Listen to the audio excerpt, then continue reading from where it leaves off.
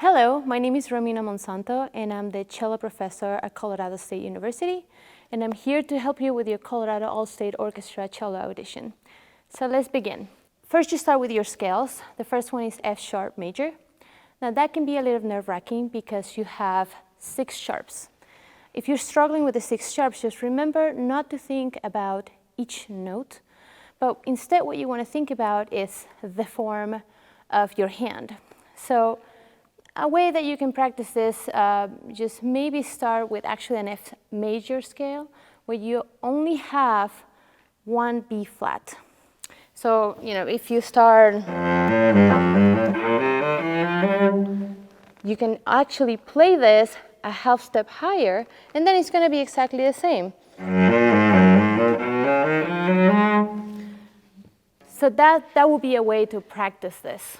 For the C melodic minor, what I would tell you is to think about the B natural and the B flat and definitely make a difference between those. The B flat needs to be just slightly higher than the normal, I would say like a normal B natural that you will play. So just a little bit higher on that one. And just make sure that your E flat, which is the 3rd note of your scale, it's low enough so it doesn't sound like a major scale at the beginning. And for your chromatic scale, what you want to do is have a lot of left hand action. Why do I say that? It doesn't matter about the fingerings that you use. It's mostly about keeping it clean and not a lot of glissandi in between. So that will be it. Let's just play it.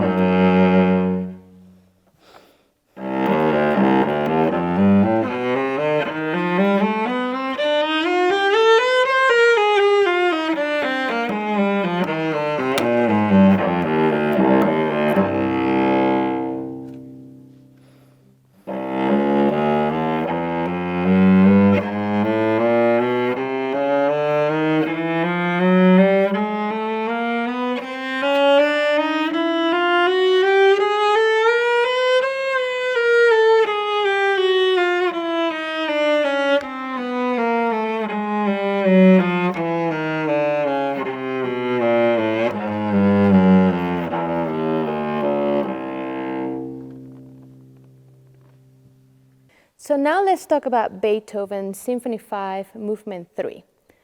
Just make sure that you record the repeat as it is stated in your music.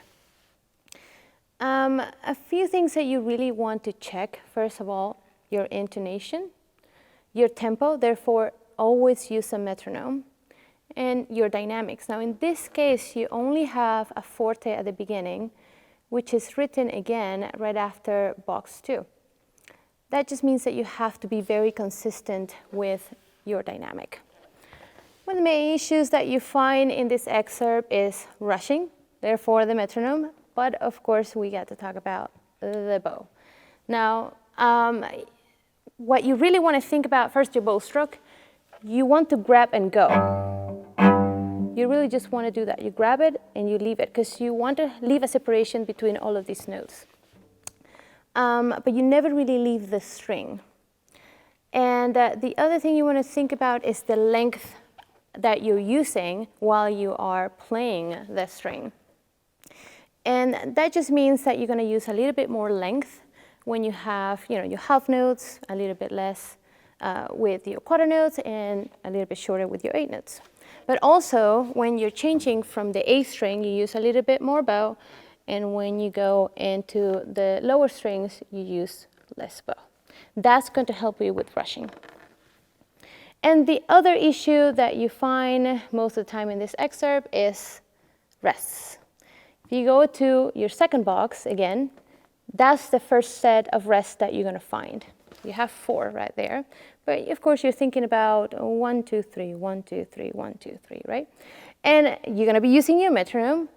But what happens sometimes with your metronome is, we forget that we are not following it, but we're playing with it. So you can record yourself with the metronome, just make sure that you are with it, or you can say something out loud, like 1, 2, 3, 1, 2, 3, 1. So if you're playing and you can talk at the same time, you can just start, this is started with a box 2. 1, 2, 3, 1, 2, 3, 2, 3, 1, 2, 3. And that you make sure that you play in that 3. All right, let's just play this excerpt.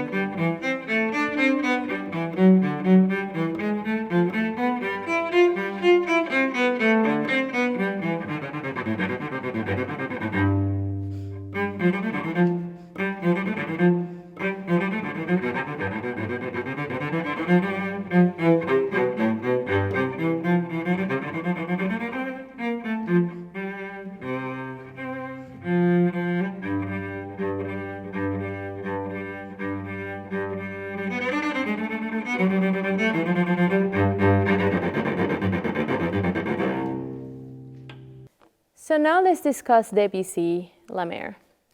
First, I want you to go to the beginning of your music. That just means a little bit more movement than before.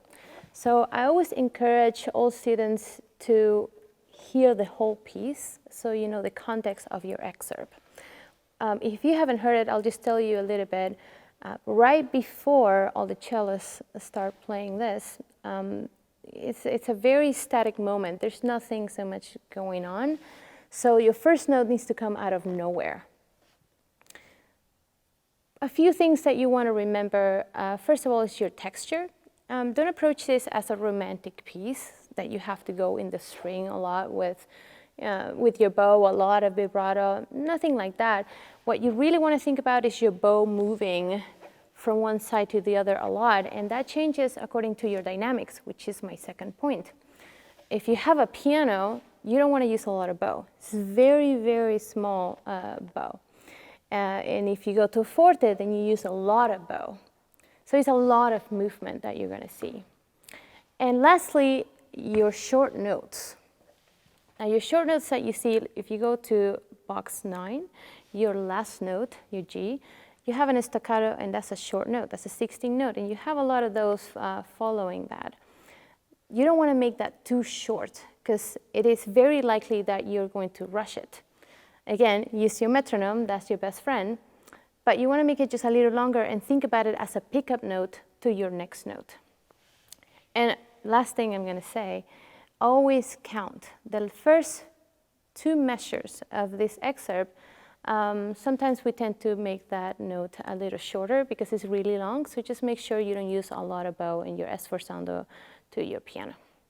All right, let's play this.